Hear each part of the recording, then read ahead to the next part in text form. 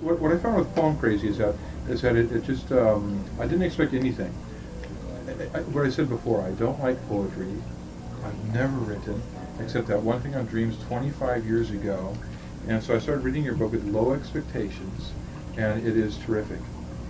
It is a wonderful book, and as I said, what we said before we started the camera is that I've written 4 poems. They're good. See, you heard from the expert there. They're good. Well, he's playing with language, you know? I mean, Yeah. I think, do you know why you, I'm going to end up interviewing you, I can see, but why did you hate poetry? And so it's thrilling to me that you're discovering that. I'm amazing. I keep on saying the word amaze. So according to your book, I should come up with some other ones. Even make up some words. Yeah. Well, should doesn't work. But also, it's hard to do it when we're talking, because talk is a different realm again, you know. That one reason I wrote the book is because I find it easier to write. You go to a different place. Talk is different. It's not. It doesn't get as down in.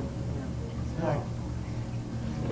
I liked also in the beginning of the book when you said Plato banned poets from the Republic because they were outlaws. Because poetry is kind of revolutionary. I mean, I feel when I go into the schools, I probably shouldn't be saying this on TV, but I will. I feel almost as if I'm subversive. I'm going as a secret ally for the outlaw and the children, because I got through school by having a journal and writing my journal and feeling safe in this little world I created. And I feel the children need that. And poetry allows them to go into their own world, and it really is an outlaw activity. It's also kind of revolutionary. I want to shake your hand. The reason why is I was a teacher for a while, and we need more outlaws in the school. Well, we need teachers who are outlaws. Good outlaws. My book is dedicated to an outlaw. Mr. Mabie was my 7th grade teacher, and he's the person who, there's a chapter, Mr. Mabie, it's M-A-B-I-E, but he's the person who got me started. He had us start a journal. He was fired within a year of my having him, because he let me, for example, write poems rather than take tests. He broke the rules, and he wasn't willing to go along with the rules. And I think we need more teachers like that in the system. You know, I go within the system, and I honor teachers. There are incredible teachers out there, but they need to be a lot of teachers are fearless, and teachers are doing wonderful things out there.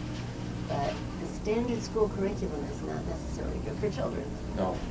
Definitely not. What would you like to see happen? In schools? Anywhere. Anywhere. I'm following your book now.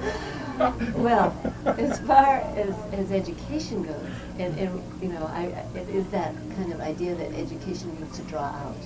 And in working with children, we're drawing out, educare, the word.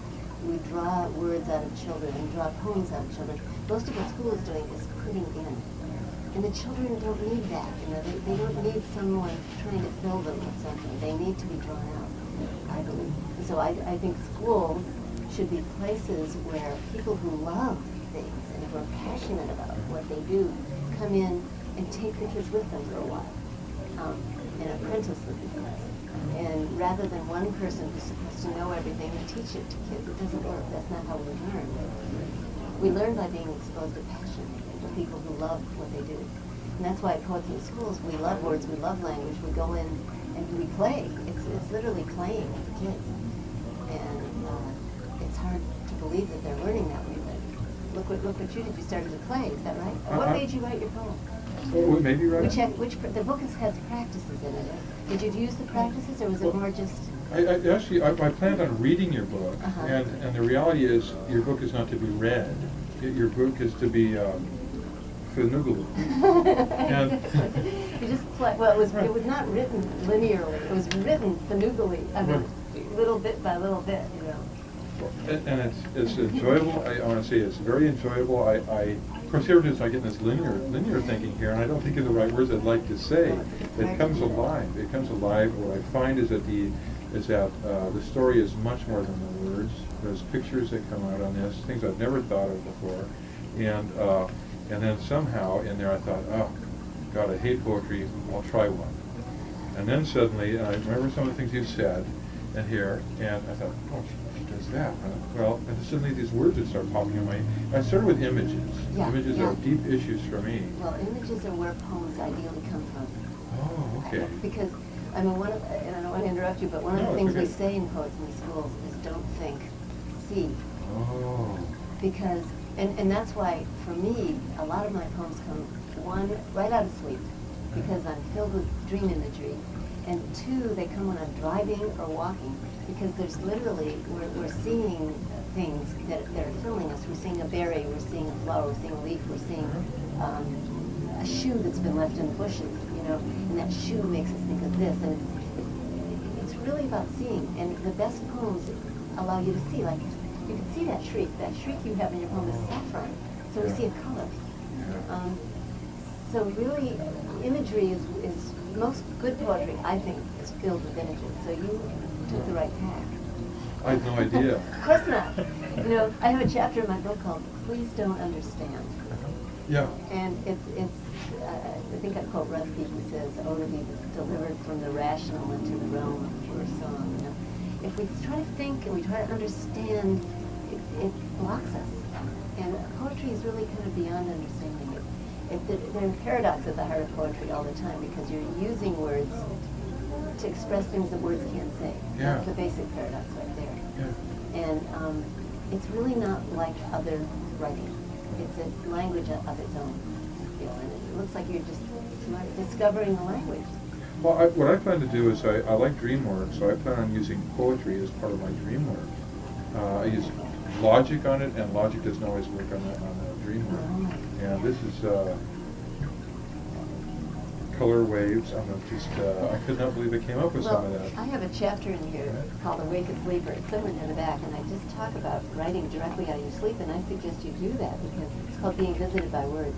You know, I actually, now and then I'll wake up in the morning, there'll be a line in my head, and I believe most people have these words in their heads, but they don't write them down. And so mine was just, I'm a poet in my sleep, awake I'm dull. And then I would write a sentence while I was awake, and it would be kind of dull, and I'd write one when I was asleep. My next sleep sentence was, asleep I seek your mouth, where lips are lounging like tan tourists, legs slightly parted. And then I wrote, awake, I play ping pong. You know, it's kind of the difference between, and then, you know, asleep I wander deserts in gauze gowns. Awake, I smile politely.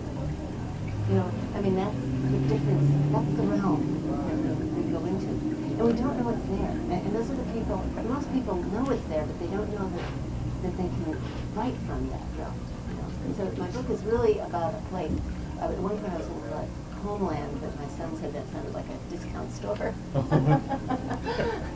This book has had a million titles. It started with Long Life Tea, and it went through Luring the Muse to Lost Dog Found to, I don't know, it's had a million titles. And Poemcrazy just sort of looks fun. But I don't know. It is fun. What would you like to be remembered for? Exactly this. Just helping people find their poems, their hidden poems. And, you know, it almost sounds corny, but I just believe that most people have poems in them.